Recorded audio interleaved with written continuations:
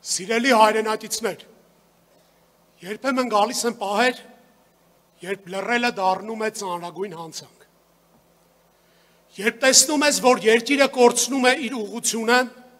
եւ մարդկանց կյանքն անցնում է անորոշության ու անվստահության մեջ, այն ժամանակ հասկանում ես, որ խոսելը այլևս իրավունք չէ, այլ պարտք։ Ես այսօր այստեղ եմ, որովհետեւ չեմ ուզում լռել։ Ես եկել եմ կանգնելու մարդկանց կողքին, ովքեր հավատում են, որ Հայաստանը կարող է ապրել արժանապատիվ եւ պաշտպանված, առանց վախի ու կեղծ խոստումների։ Այսօր Հայաստանը կանգնած է լուրջ փորձության առաջ։ Վտանգը միայն սահմանին չէ։ Վտանգը նաեւ մեր ներսում է անտարբերության ու հուսահատության տեսքով։ Բայց այդ ամենի մեջ կա հույս։ Հույս, որ մարդիկ սկսել են նորից հավատալ, հասկացել են, որ ժամանակն է խոսելու, գործելու և միավորվելու։ Հենց այդ պատրաստակամությունից էլ ծնվեց մեր շարժումը։ Մեր շարժման մեջ չկա պարտադրանք։ Յուրաքանչյուր մարդ գալիս է իր ձևով,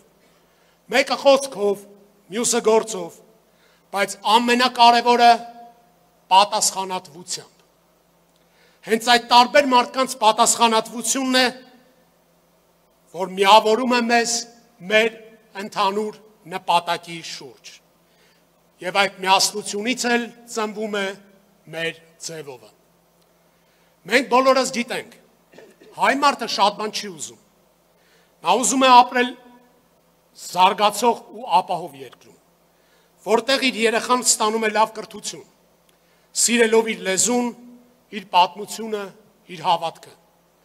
Նա ուզում է խաղաղություն, բայց արժանապատիվ խաղաղություն եւ ոչ մի դեպքում հնազանդություն։ Նա ուզում է ունենալ այնպիսի իշխանություն, որը հարգում է իր եկեղեցին եւ հենվում է հավատքի ու ազգային արժեքների վրա։ Այդպիսի իշխանություն այսօր չկա։ Բայց կա շարժում, որը ծնվել է արժանապատվությունից։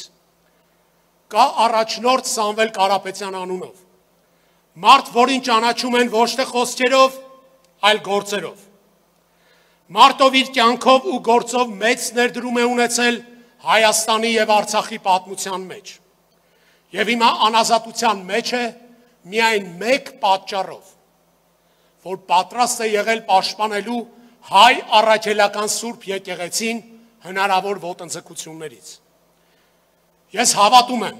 որ այս շարժումը կարող է փոխել Հայաստանի ընթացքը, որովհետև մենք գալիս ենք ոչ թե խոսելու, այլ գործելու։ Մենք գալիս ենք կերտելու Հայաստան, որտեղ անվտանգությունն ու հավատքը կլինեն պետության ողնաշարը։ Եկեք մի պահ պատկերացնենք Հայաստան, որտեղ յուրաքանչյուր երիտասարդ գիտի, որ իր տունը պաշտպանված է, գիտի, որ իր ընտանիքը ապահով է, գիտի, որ իր երեխան գնում է դպրոց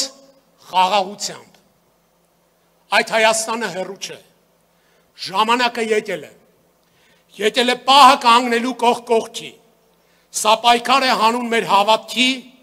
արժանապատվության ու Հայաստանի ապագայի, եւ այս պայքարը մենք հաղթելու ենք։ Մենք կհաղթենք, որովհետև պայքարում ենք ոչ միայն հողի համար,